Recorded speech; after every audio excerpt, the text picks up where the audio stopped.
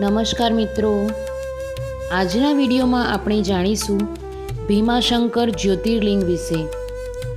તો મિત્રો, શું તમે જાણો છો જ્યાં ભગવાન શિવે સ્વયં ધરતીમાંથી પ્રગટ થઈ રાક્ષસનો સંહાર કર્યો હતો, તે પવિત્ર સ્થાન આજે પણ અખંડ શ્રદ્ધા અને ચમત્કારો માટે પ્રસિદ્ધ છે।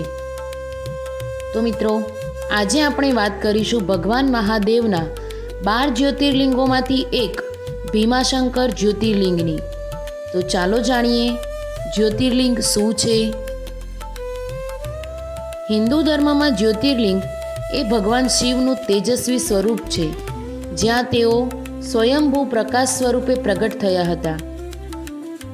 ભારતમાં કુલ 12 જ્યોતિર્લિંગો આવેલા છે: સોમનાથ, મલ્લિકાર્જુન, મહાકાલેશ્વર, ઓમકારેશ્વર, કેદારનાથ, વિશ્વનાથ, ભીમાશંકર, ત્ર્યંબકેશ્વર, વૈદ્યનાથ, નાગેશ્વર, રામેશ્વરમ અને દૃષણેશ્વર। તો ચાલો મિત્રો જાણીએ ભીમાશંકર જ્યોતિર્લિંગ ક્યાં આવેલું છે। ભીમાશંકર જ્યોતિર્લિંગ મહારાષ્ટ્રના પુણે જિલ્લામાં સહ્યાદ્રી પર્વતમાળામાં આવેલું છે। આ મંદિર ઘણા જંગલ, નદીઓ અને પહાડ વચ્ચે આવેલું હોવાથી ત્યાંનું વાતાવરણ અત્યંત શાંત અને આધ્યાત્મિક શક્તિથી ભરેલું છે। તો ચાલો મિત્રો જાણીએ ભીમ રાક્ષસ અને ભગવાન શિવની કથા વિશે।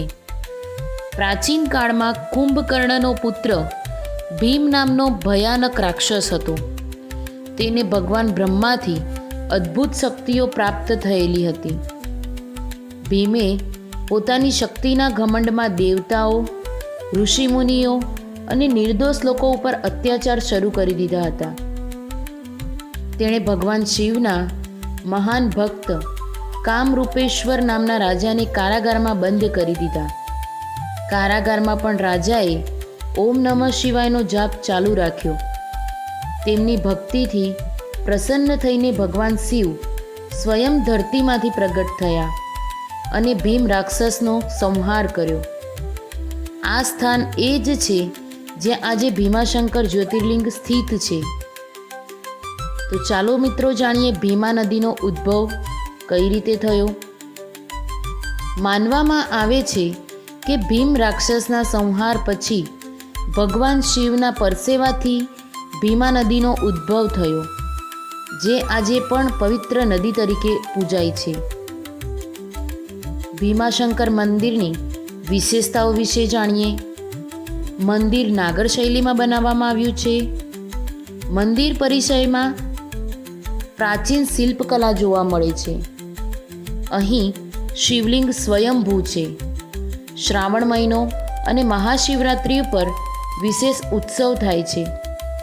અહીં પૂજન કરવાથી ભય, રોગ અને નકારાત્મક શક્તિઓથી મુક્તિ મળે છે તેવી માન્યતા છે।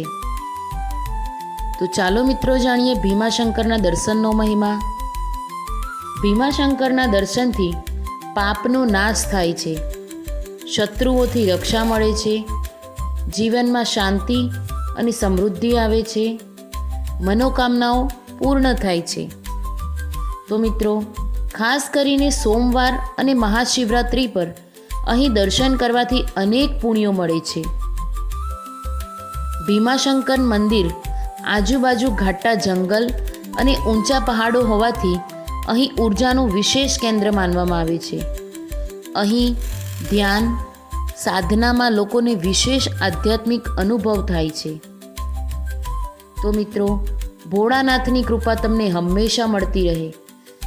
જો મિત્રો તમને આ વિડીયો પસંદ આવ્યો હોય તો લાઈક કરો, શેર કરો અને ચેનલને સબસ્ક્રાઈબ કરવાનું ભૂલતા નહીં। હર હર મહાદેવ।